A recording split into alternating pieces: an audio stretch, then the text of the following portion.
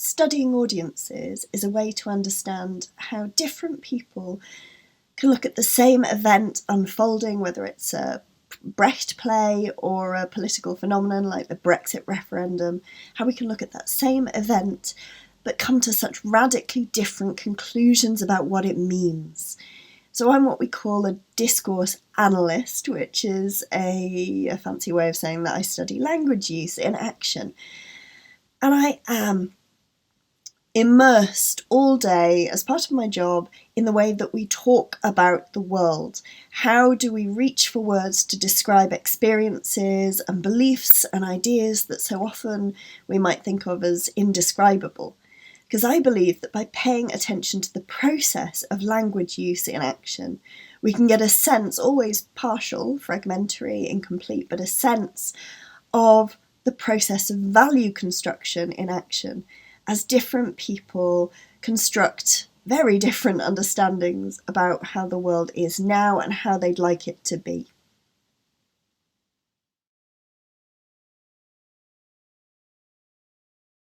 On Being Unreasonable really started 8 years ago when I had my first baby, Monty, and suddenly I found myself flung into this whole other experience of life where leaving the house and entering public space meant suddenly being exposed to other people's judgments.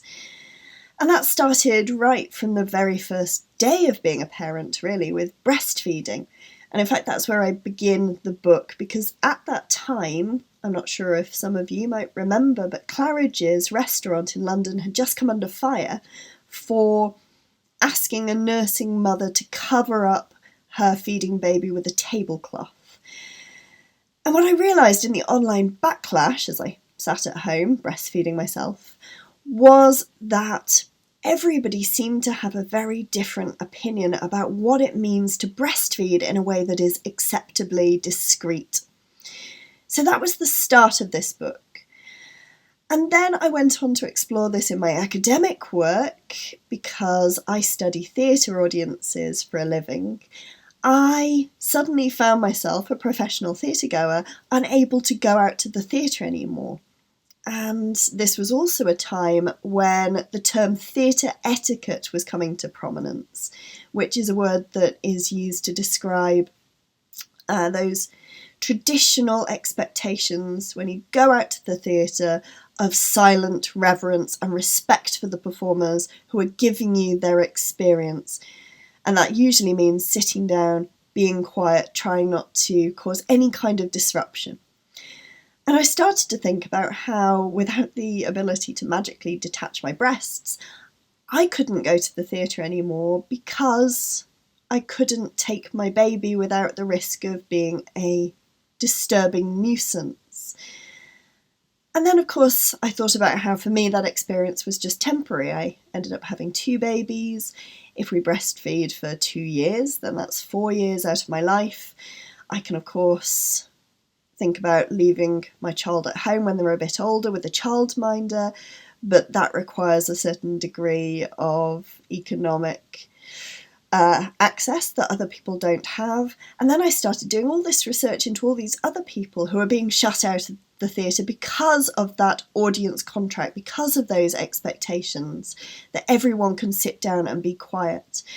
And I heard stories about people who couldn't go to the theatre unless they could keep a discreet eye on their smartphone because that phone was tracking their blood sugar levels, and who had been confronted by venue staff because they thought that she was just playing Angry Birds. I read about people like Jess Tom, the amazing Tourette's hero activist, who writes on her blog really movingly about an experience that she had going to the theatre, informing the performer beforehand that she was going to attend and telling him that she had these physical and verbal tics that make it impossible to stay completely quiet and still, receiving his blessing to come to the performance, and still in the interval being asked to leave the auditorium and to sit in the sound booth and to watch the rest of the performance from there. And she talks about crying and feeling that she was never going to be allowed to be a part of this beautiful experience of togetherness that so many of us take for granted. So that was my work studying theatre audiences. And I wrote an academic book, which they priced at 50 quid because it's designed for academic libraries only. And I thought I was done. I thought I had said what I wanted to say. And then the pandemic happened, and it meant that we all had to go home. And a lot of us found ourselves having to work suddenly with children in the background, or in my case, literally climbing on top of me while I was trying to give online lectures. And that neat separation of the personal and the public collapsed. And of course, that meant that we needed to reckon with the pros and cons of this new way of working and living together. And it also presented, as we started to emerge from lockdown, an opportunity to think about what we want public forms of togetherness to be like. And before I knew it, I was writing a whole new book, which was taking all of those big questions that I've been thinking about for years, about who gets to set the rules of engagement in public space, who they benefit and who loses out. And I was writing about them way beyond the confines of theatre, thinking about norms of engagement within every aspect of social life, about what it means to feel like you are a reasonable person with the right to watch and to judge other people. And I have explored that within a whole range of social contexts within this book.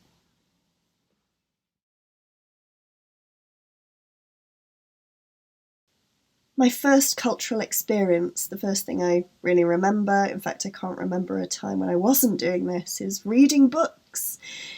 I always loved being immersed in stories about the world, and for a long time I thought I was going to be a fiction writer, a novelist. In fact, I think I was about 6, when I wrote a book. I can't remember much about it except that it was about pigs, and I sent it to Penguin, who sent me a very nice letter back, politely declining to publish it.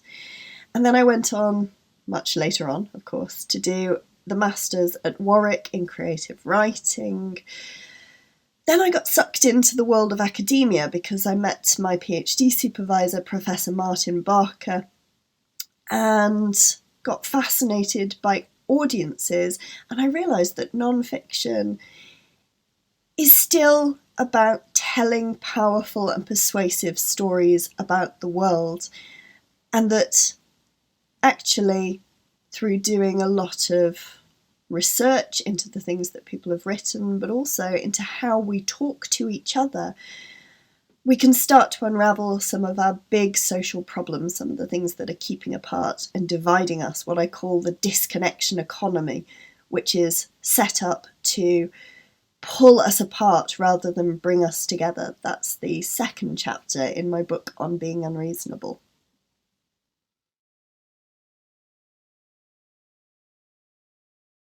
I'm a lecturer at the University of Bristol in the theatre department, so I'm going to suggest a play, and the play that I think everyone should either read or watch a production of if they can is Jasmine Lee Jones's 7 Methods for Killing Kylie Jenner.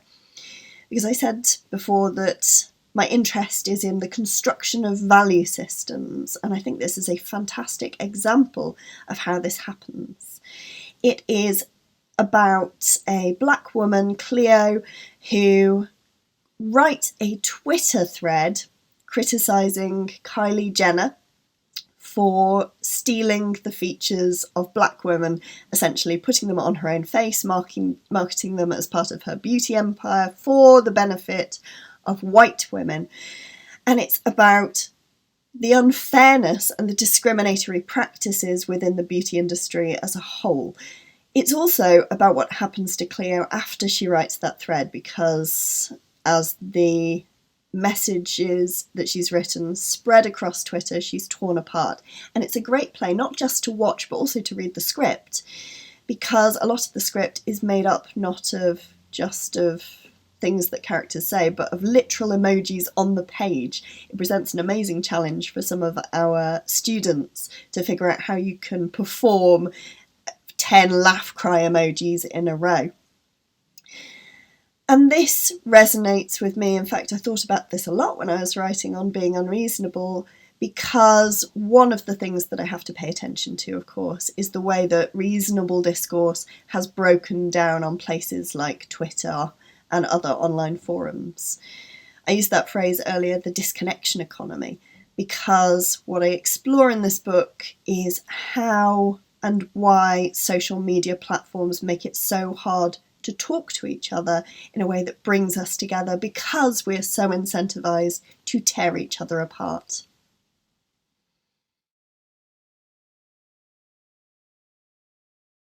The best piece of advice that I've ever received, it is something that I apply both personally and professionally, and it came from my PhD supervisor, Professor Martin Barker. When I was doing my PhD, a PhD is a 3 or 4 year experience of being immersed into a particular research topic. So I studied National Theatre Wales, and what I looked at was how different audiences felt about the company during its launch year. So it was really quite specific and focused, and I had these freakouts about the kinds of knowledge that I was able to capture, because I was only talking to a certain segment of audiences. So to what extent would that be representative of audiences as a whole? How could I possibly know that the things that I was finding based on the things that these people were saying were definitely going to be what everybody else was feeling? And Martin stopped me and he said, "Take a deep breath, Kirsty. Limitations only become weaknesses when they pass unobserved." And that has been a great lesson for every aspect of my life, because what he really meant by that is that we need to think about what we are able to know based on the position that we're standing in. If I am studying a particular set of responses, then I can only know as much as those people are able to tell me. And when researching this book, which is about the different kinds of value systems that we all hold, it's very easy to look at somebody else and go, "I do not understand how you could believe this." But I think it's imperative, not that we platform other perspectives, but that we try to understand them, particularly harmful and discriminatory points of view. Because if you can't trace those back to the root, then how can you attack and interrogate and dismantle those systems that are causing us harm?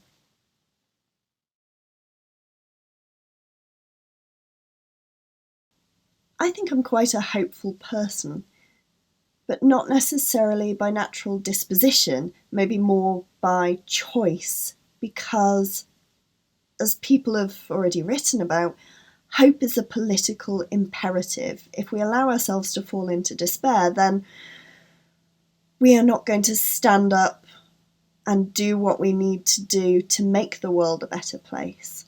And in fact, the original subtitle of this book was going to be perhaps something a little more descriptive. I think we originally pitched the rules of engagement, understanding the rules of engagement and when we should break them. And my brilliant editor, Emmy, made the suggestion of having the subtitle as Breaking the Rules and Making Things Better, because she pointed out that really that is at the heart of this book. I genuinely believe that this system that bell hooks famously called white supremacist, capitalist patriarchy, we might add a few more isms to that now, cis heteronormative, ableist, but this big system in which we're all ensnared is harming more of us than it's helping overall. But that we can all do what we can from where we are. We all have the power to start to tackle, to ask questions, to dismantle these systems that are dividing us, that are forcing us to be apart. And the first step in that process is thinking about the roles that we play within these processes, the value judgments, the ideas that we think of as just common sense. So the idea that's been keeping me up at night, that led to the writing of this book, is the idea that if we just start to think a bit more critically, not about whether we need to draw lines at all, of course we need lines. We need the ability to draw lines when it comes to behaviour between appropriate and inappropriate, acceptable, unacceptable, good and bad, reasonable and unreasonable. Of course we need to be able to draw those lines. Society relies on them to function. But we also need to think just a bit more critically and carefully about where these particular behavioural norms came from in the first place, how they differ from culture to culture, how they've evolved through time, and also to think about where they came from in terms of who got to set these rules, whom were they designed to benefit, and who have the rules sometimes been wielded to disenfranchise, to disempower, and to oppress. So those are the big questions that are at the heart of On Being Unreasonable. I'm calling for us not to become what I call unreasonably unreasonable. Last thing the world needs is more selfish people who do whatever they want, not thinking about the consequences to anyone else. Of course we need to consider others and be respectful of them, but we also need to be considerate of people who cannot necessarily fit into our ideas of what is normal and appropriate and correct. And to think about how some of those rules, for example, the demand that gets raised every now and again that women should stop applying makeup on trains, to think about, well, where that comes from in the first place and who adding a little bit of lipstick in a moving vehicle is really harming, and who is being harmed by having people constantly watch you and judge everything that you do within public life. So it's thinking about both the pros and cons of rules of behaviour and thinking carefully about when we might need to break them to make the world a better place. So the thing that makes me most hopeful in thinking about all of this is really the subject of chapter 5 in the book, and it's about civic protest, the right to go on strike, to withdraw your labour, to march in the streets, and to tell the government, whether it's the climate crisis or the increased cost of living, that things aren't right, and we demand that they make it better. Of course, the current desire to shut down abilities to protest and to dissent is really troubling, but the fact that so many people right now are taking to the streets is what gives me hope.